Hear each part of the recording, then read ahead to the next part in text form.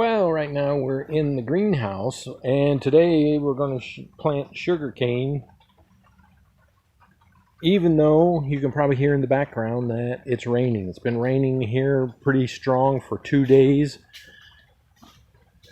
In the greenhouse, we've got about 85 degrees. I just opened one of the sides and I turned on the vent fan, but the vent hasn't activated yet, so the thermostat hasn't activated yet.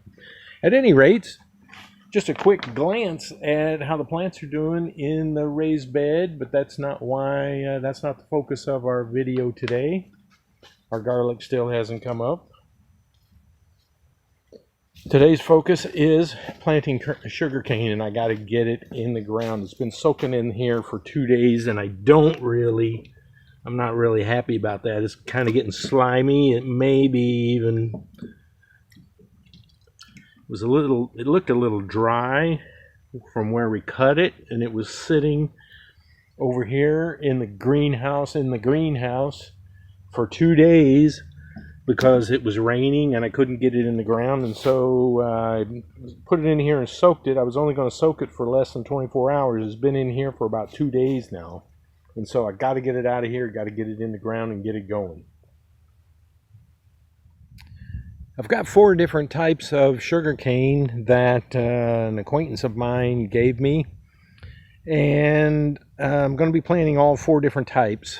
And these are the spaces that I've prepared right before it started raining. And so everything's nice and settled in there.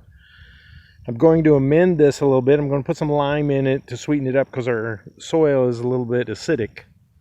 And then we will put the sugarcane in the ground and pour a bunch of our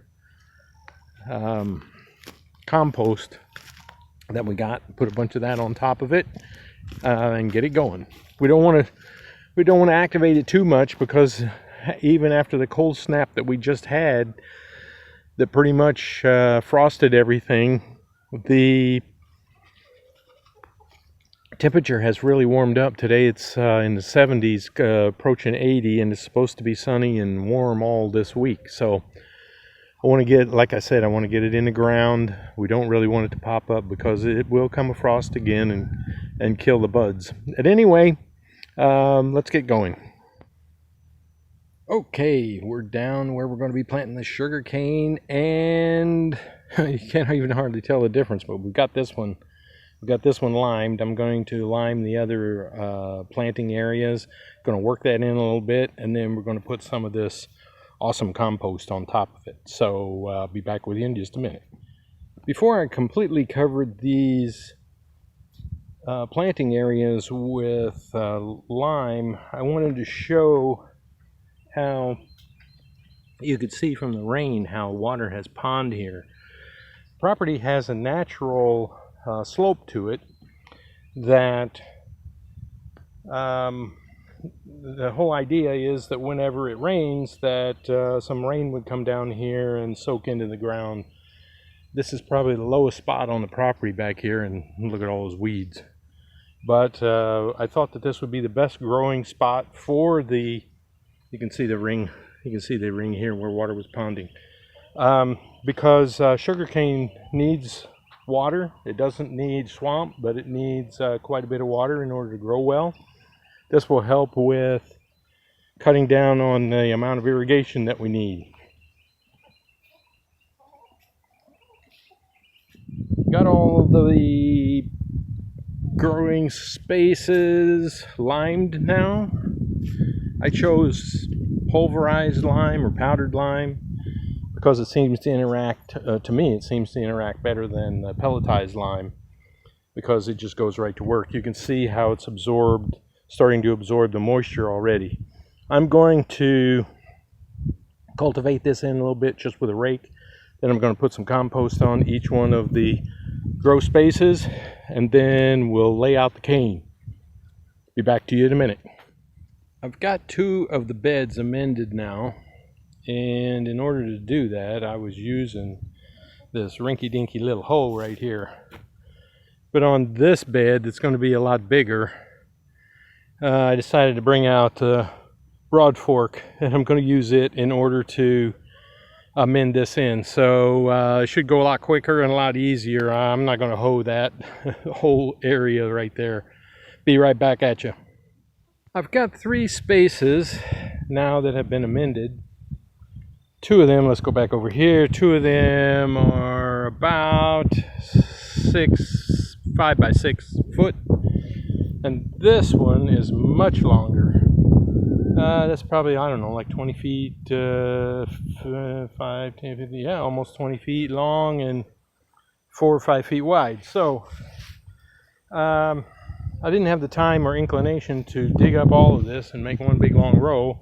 Plus, I don't really have that much cane to plant, even though I've got 4 different varieties. So I'm just going to kind of lay these out and see how they go. I've got more of some type than I've got others.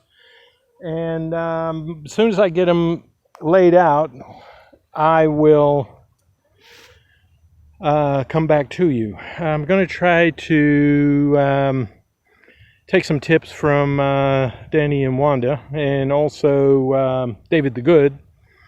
Danny and Wanda like to plant those like wagon wheels, so that you have kind of like a center spoke and canes go out from the side, and then they put one all the way around.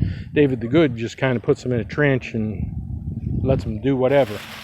Also, what David the Good does is something that I like, and that is he doesn't plant stuff as close together as ultimately possible.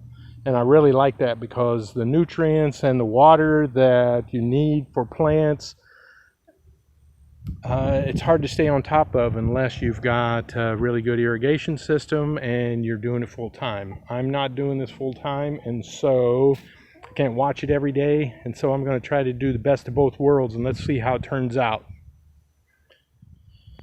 Well, this is kind of what I came up with. No, that's not like hieroglyphics or Egyptian or whatever.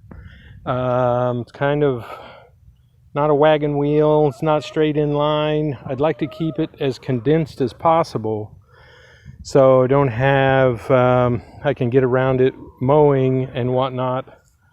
So I'm going to see how this goes, and I'm going to close this up. Then I'm going to put a lot of mulch up on it, and it should be good to go for the winter.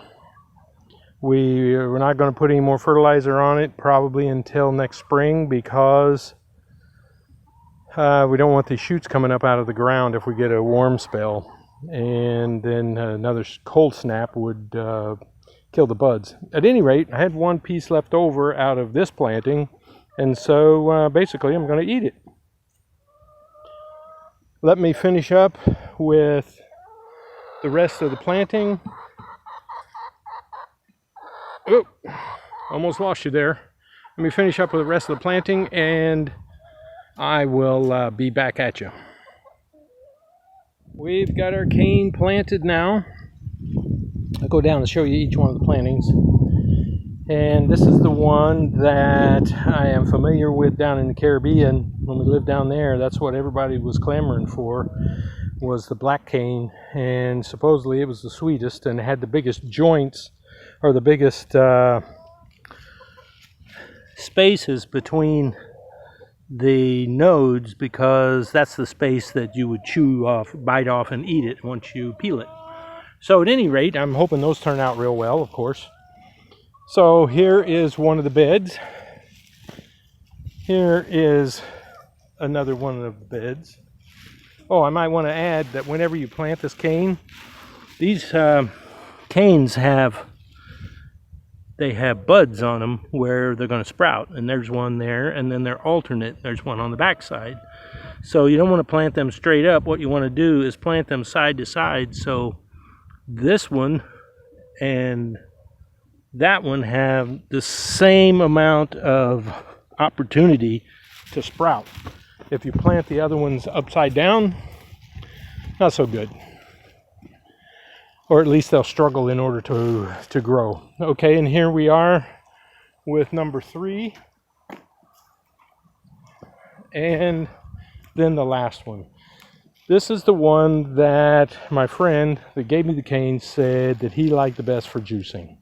And I don't know whether this is, he didn't know whether it was Georgia red, Florida red, and it just turned out that it wasn't as red as it should be because it didn't have optimal growing conditions. At any rate, here we are with all 4 of our beds, and I'm going to close these up. We're about 4 to 6 inches deep. Then I'm going to put mulch on top of that, probably 2 or 3 inches more of mulch on top of it, just to protect it from the winter and let it sleep real well. So there we go. I was able to get the mulch put in on top of the sugarcane, and so we should be good to go for winter. If any shoots, if we have like an Indian summer or any shoots pop up, I'll have to chop those off and maybe throw a little bit more mulch on top of them. But for now, we should be ready to go, ready for winter.